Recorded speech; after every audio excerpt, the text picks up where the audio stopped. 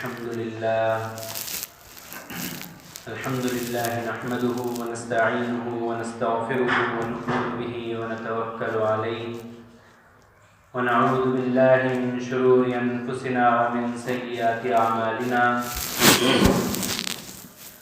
من يهد الله فلا مضل له ومن يضلله فلا هادي له ونشهد أن لا إله إلا الله محمدا عبده ورسوله أما بعد أعوذ بالله من الشيطان الرجيم بسم الله الرحمن الرحيم إن الشيطان لكم عدو مبين صدق الله العظيم.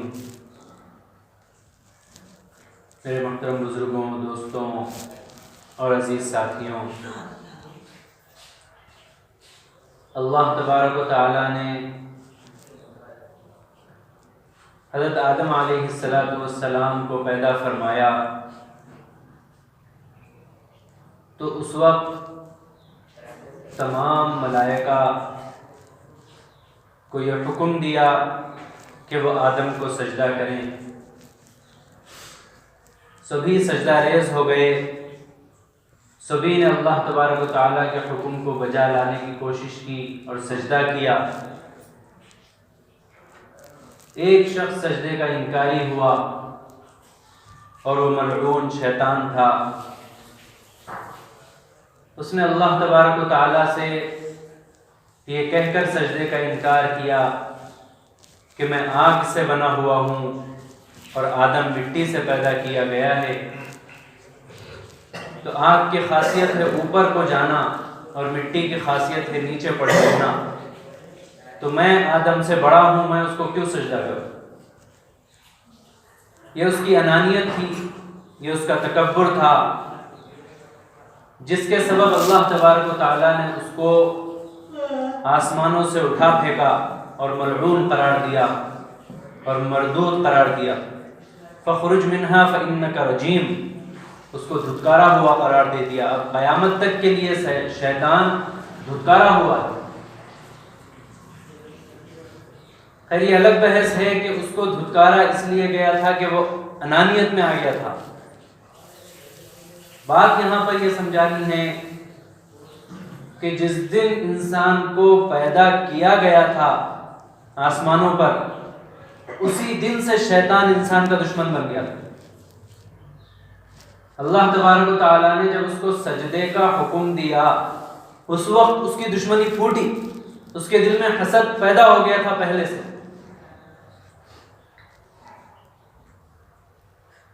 اس کے بعد وہ مردود ہو گیا. ظاہر ہے جب انسان کو پیدا کیا گیا اسی وقت سے شیطان انسان کا دشمن ہے. جب اللہ تبارک و تعالیٰ نے اس کو اس دنیا میں بھیجا اور اس کو جنت سے نکال دیا تو اس نے اللہ تبارک و تعالیٰ سے مہلت مانگی قیامت تک کے لیے کہ مجھے قیامت تک کے لیے مہلت دے. اور اس مہلت میں اس نے یہی کہا کہ قال ربی فبما اغویتنی لاقعدن لهم صراطک المستقیم، کہ میں تیرے بندوں کو صحیح راستے سے گمراہ کروں گا. اس نے یہی کہا اس نے کہ قیامت کا دن آنے تک میرا کام کیا رہے گا کہ میں تیرے بندوں کے پیچھے پڑا رہوں گا. میں اپنی ساری جان، ساری کوششیں جھونک دوں گا کہ وہ جنت میں نہ جا پائے، وہ تیرے مقرب نہ بن سکے، وہ تیرے قریبی نہ بن سکے. ساتھ میں ہی لیکن اس نے یہ کہا کہ الا عبادک منہم المخلصین، ہاں مگر تیرے کچھ چنندہ بندے ہوں گے جن پہ میرا کوئی بس نہیں چلے گا. تو اللہ تبارک و تعالیٰ نے بھی اس سے یہ فرمایا کہ ٹھیک ہے تجھے مہلت دی، تو جتنوں کو چاہے بہکا لے بھٹکا لے، لیکن میرے جو نیک بندے ہوں گے وہ تیرے بہکاوے میں نہیں آئیں گے، ان پر تیرا کوئی اثر نہیں چل پائے گا. اور جو تیری پیروی کرنا چاہیں تو پھر ان کی مجھے بھی کوئی پرواہ نہیں. جب کوئی چلنا ہی شیطان کے راستوں پر چاہے، جب کوئی شیطان کی اتباع کرنا چاہے، جب کوئی شیطان کے شکنجوں سے بچنے کی کوشش ہی نہ کرے، تو تو پھر اللہ تبارک و تعالیٰ کو بھی اس کی کوئی پرواہ نہیں ہے. پھر وہ جہنم میں جائے یا کچھ بھی ہو اس کا جو حشر ہو وہ پھر وہ جانے.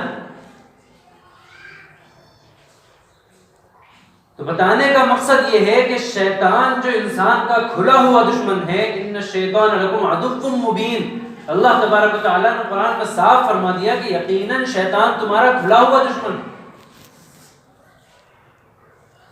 اب وہ ایسا نہیں ہے کہ وہ نادان دشمن ہے، وہ بہت شاطر ہے.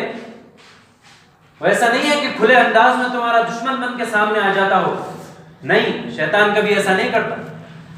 شیطان تو جس کو جس طریقے سے بہکانا ہے اس طریقے سے بہکاتا ہے. شیطان بہت پڑھا لکھا ہے. احادیث کے مطابق شیطان فرشتوں کا استاد ہوا کرتا. شیطان بہت قابل ہے. شیطان کو اللہ نے بہت ساری طاقتیں دی ہوئی ہیں، بہت سارے علم سے نوازا ہوا ہے. اسی کی بنیاد پہ وہ انسانوں کو گمراہ کرتا ہے. اب اس کو جس کو بہکانے کا جو راستہ اختیار کرنا ہے وہ اسی راستے کو اختیار کرتا ہے. کبھی کسی شرابی کو وہ یہ کہہ کر شراب نہیں پلاتا کہ تم شراب پیو، کیونکہ ہر کسی کو پتا ہے کہ شراب پینا گناہ ہے. خود شراب پینے والے کو بھی یہ پتا ہوتا ہے کہ شراب کے نقصانات ہیں، شرعی اعتبار سے بھی نقصانات ہیں کہ میں گنہگار ٹھہروں گا، اور میری جانی اعتبار سے بھی نقصان ہے کہ میری صحت کو شراب نقصان دے گی. کوئی شرابی یہ نہیں چاہتا کہ اس کا اولاد بھی شرابی بنے، اس کی اولاد یا اس کی بیوی بھی شراب پیے. کیوں؟ اس لیے کہ اسے پتا ہے کہ شراب اچھی چیز نہیں ہے. پھر بھی انسان شراب پیتا ہے تو کیوں پیتا ہے؟ شیطان اس کے پیچھے کار فرما ہے، شیطان اس کے پیچھے لگا ہوا ہے. وہ اسے ڈائریکٹ یہ نہیں کہہ رہا کہ تم شراب پیو، وہ اسے یہ سمجھاتا ہے کہ تمہیں ذہنی دباؤ بہت ہے، تم اسٹریس میں ہو، تم بہت پریشان ہو، اور تمہاری پریشانیاں کسی دوا سے کم نہیں ہو رہی، کسی دعا سے کم نہیں ہو رہی، یا تمہارا ذہن مطمئن نہیں ہے. چاہے کیا کرو کہ شراب پی لو، شراب کے ذریعے سے تمہارا ذہن مطمئن ہو جائے گا، سکون میں آ جائے گا. کچھ دیر تو تم مدہوش ہو جاؤ گے تو سکون مل جائے گا. اس طریقے سے راستہ دکھاتا ہے. جب ایک دو بار پلا دیتا ہے انسان کو، پھر اس کی لت لگ جاتی ہے. جب اس کا ذہن مغلوب ہو گیا، اس کا ذہن جب کام ہی نہیں کر رہا، تو شراب کے نشے کے بعد اسے لگتا ہے کہ ہاں بھائی یہ چیز تو صحیح ہے کہ شراب پینے سے مجھے سکون مل رہا ہے. سکون نہیں مل رہا، اس کا ذہن کام کرنا بند کر دیتا ہے. اسے لگتا ہے کہ مجھے سکون مل گیا. یہ شیطان کا ہتھ کنڈا ہے. کچھ وقفے کے بعد انسان اس کا عادی ہو جاتا ہے، تو پھر عادت کے مطابق وہ عمل کرنا شروع کر دیتا ہے. شیطان نے تو اس کو اس جگہ لگا دیا.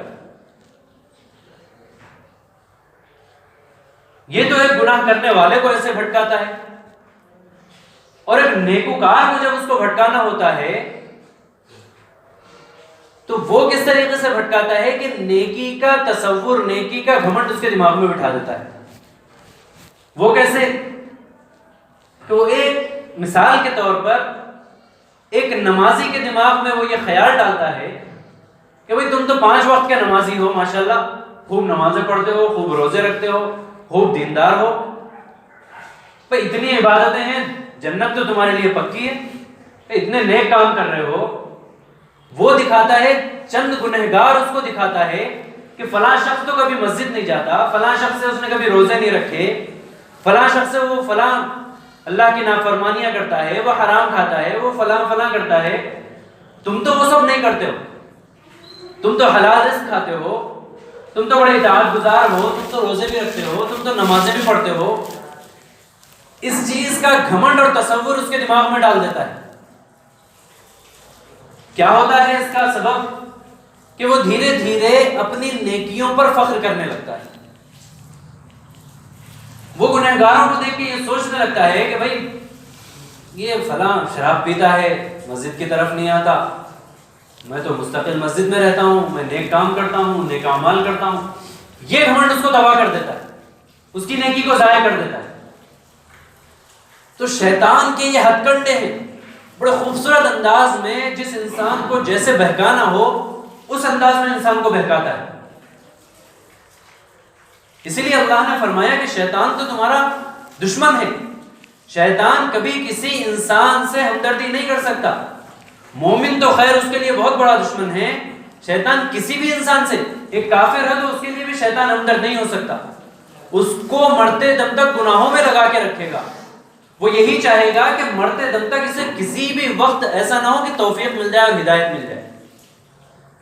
اس نے تو یہ ٹھیکہ لیا ہوا ہے کہ تمام انسانیت کو جہنم میں جھونکوں گا، کیونکہ وہ خود جہنمی ہے، اس کو دھتکار دیا گیا، اس کے لیے جہنم کا فیصلہ آسمانوں پر سنا دیا گیا ہے،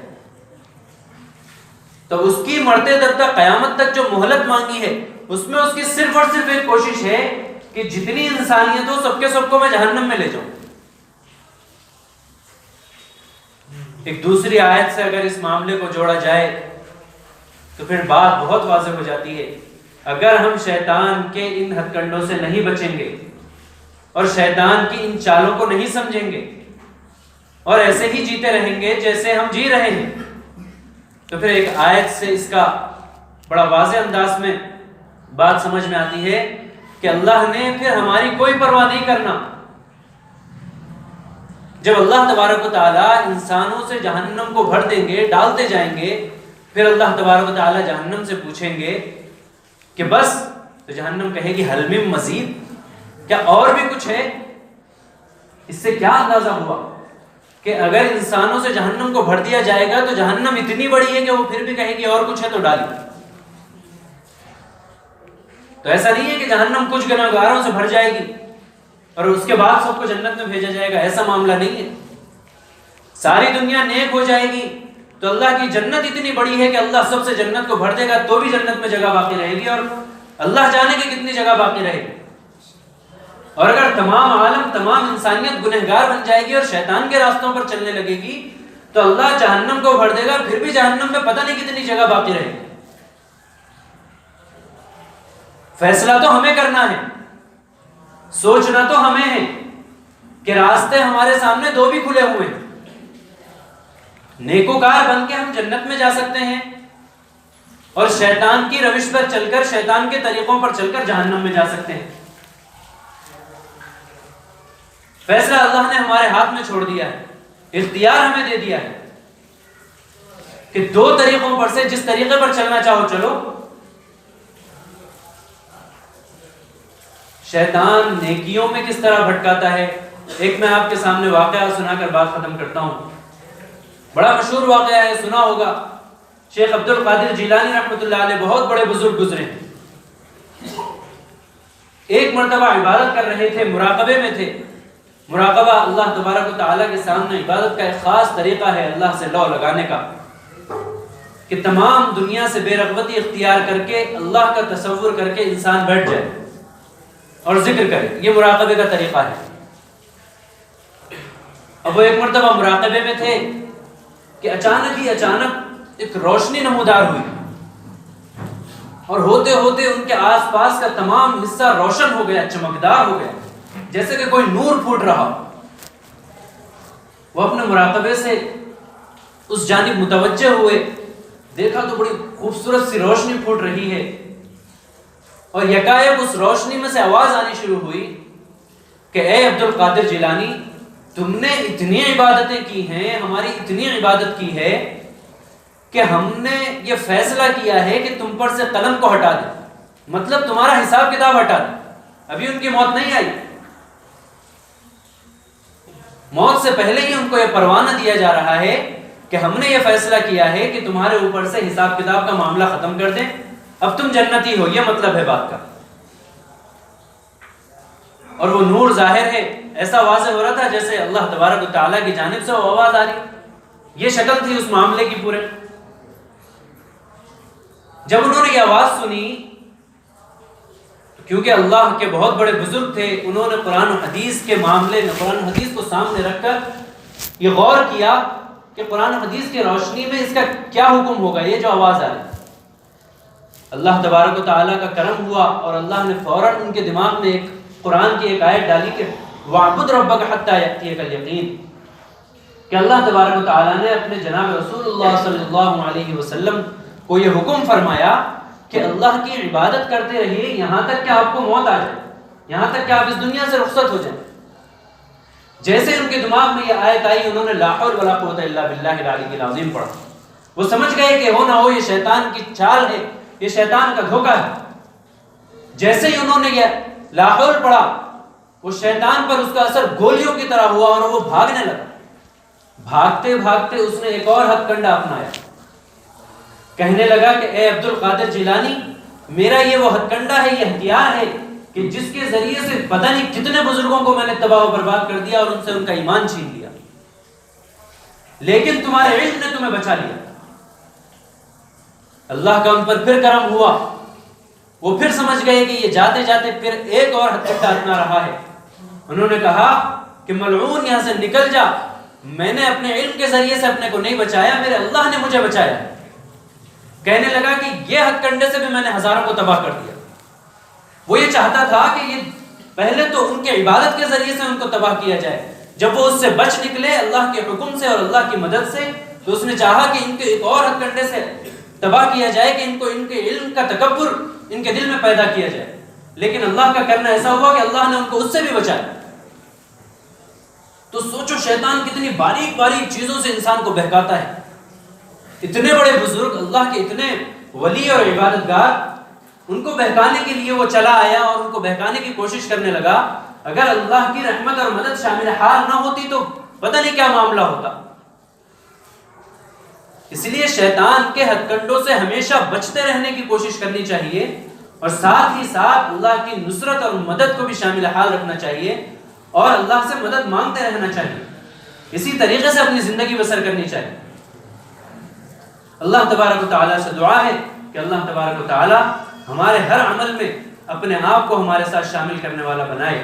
وآخر دعوانا الحمدللہ رب العالمین.